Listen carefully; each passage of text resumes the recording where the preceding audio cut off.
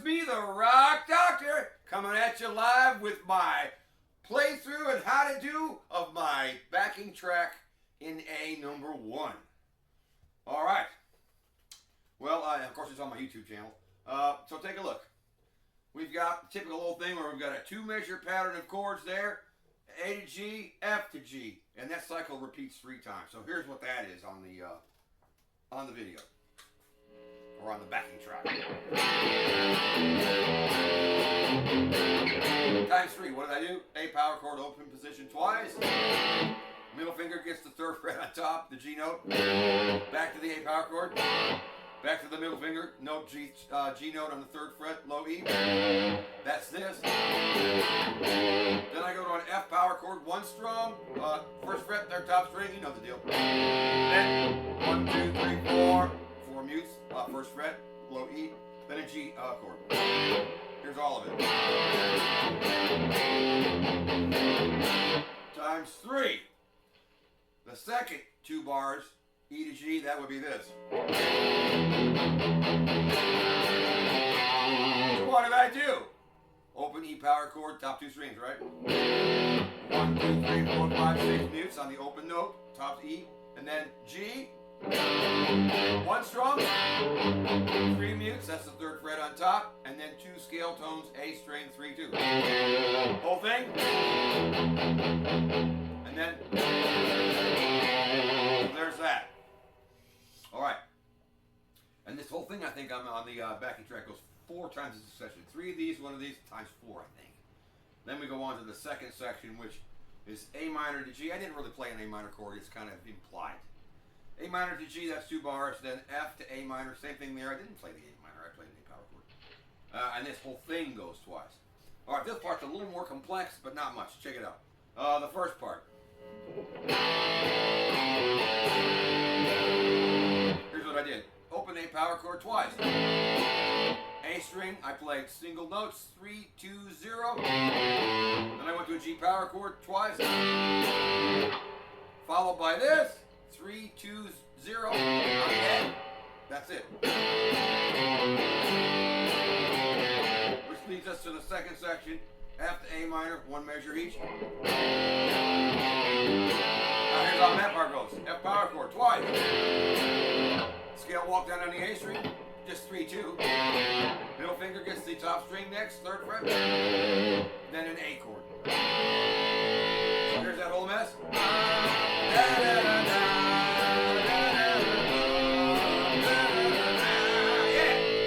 Now, let's talk about how to apply some of my essential licks over it. Let me go for this first section.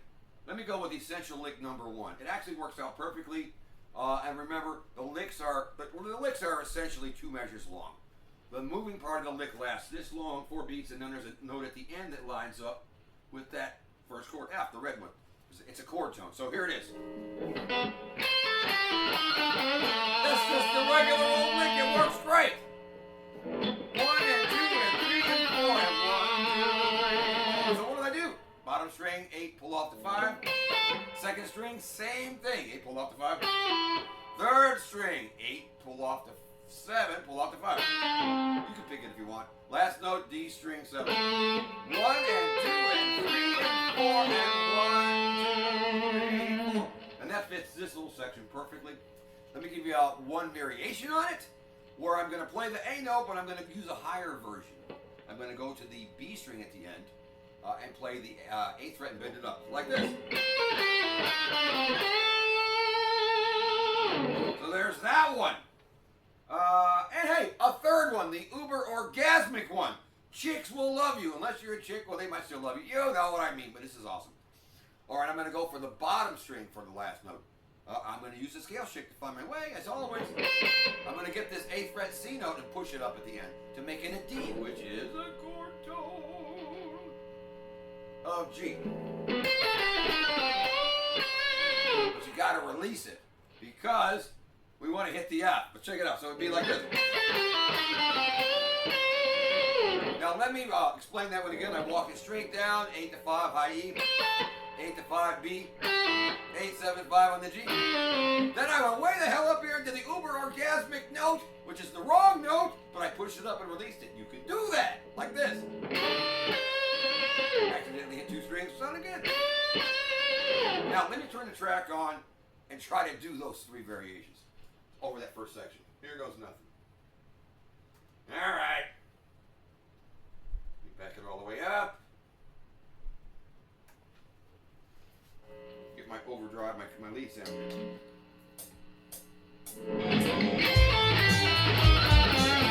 Let's run the block here.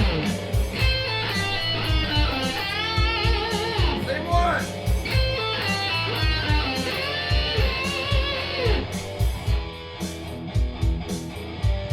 All right, so what's the big deal there?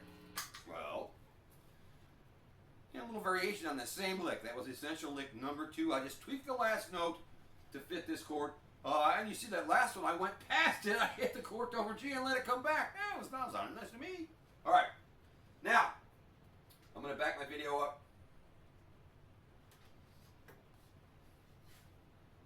What about these 2 guys? Well, we got a measure of E and a measure of G.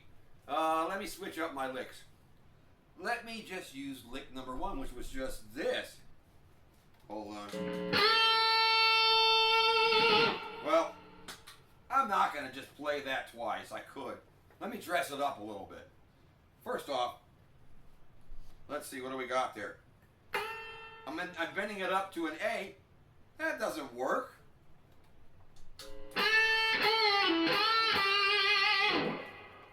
But when I get to the G, we're okay. So the way that this is acceptable, I guess, is the A note is not an E chord tone. The G might be, but not really. But when I get to at the end of it, there's my chord tone that ties it in. It's sitting there somewhere. I usually have it be the first or the strongest one, but that worked. So for the E part, the first 4 beats, there it is. 1, 2, 3, and 4. So I got it on beat number 4. That's still good. So what did I do? I bent the 8th fret of the B string up. Bend it up again. Release it. Pull it off the E. That covers this. Now, for the G. Here's what I'm going to do. I'm going to bend it again. I'm bending it from a G to an A. It's not a chord tone, but I'm releasing it. So. Now, let me get that to play through. I'll run it forward a little bit. We'll find it.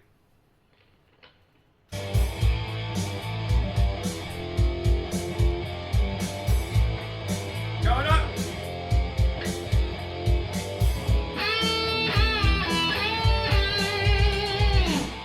Let it go through again.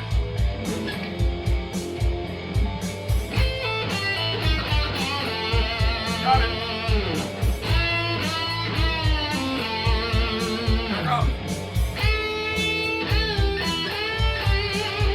Right there. All right. Next thing, real quick. Let's come up with some essential licks that cover this A minor to G change. All right. This was not too bad. Let me use the 2 frets back move, essential lick number 3. This guy. That A note at the end does not fit that G. That's where the G comes in. So we've got to tweak it to this. See what I did there? On the E string, I played hammer for 3-5. Same thing on the A. 5-7. D string, I played 5-7-5, which is G A G. G A G gag. Ah! So that worked nice. You could do it an octave higher too. I'll let you figure that one out. All right. Let me give you one more. Let's do something for the 2 measures of F to A. I think one of our regular licks will work. Let me use essential lick number 4. That's it. That one works out perfect. So what do I got there? On the G string, I bent 7. 1, 2, 3, release it, pull it off. Then I hit 7 on the D string. 1, 2, 3, and 4. 1, 2, 3, 4. Now let me let that part come up and I'll do all that. So you can use any of the licks to do this. You just have to know how to tweak the lick at the end to hit the red chords, the ones that are usually the ones that are the second in each group. Usually. All right, let's see if I can find it.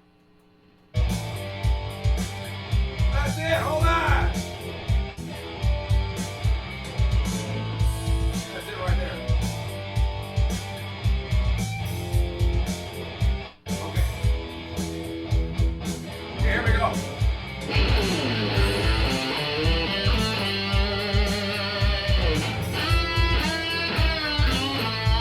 One more time.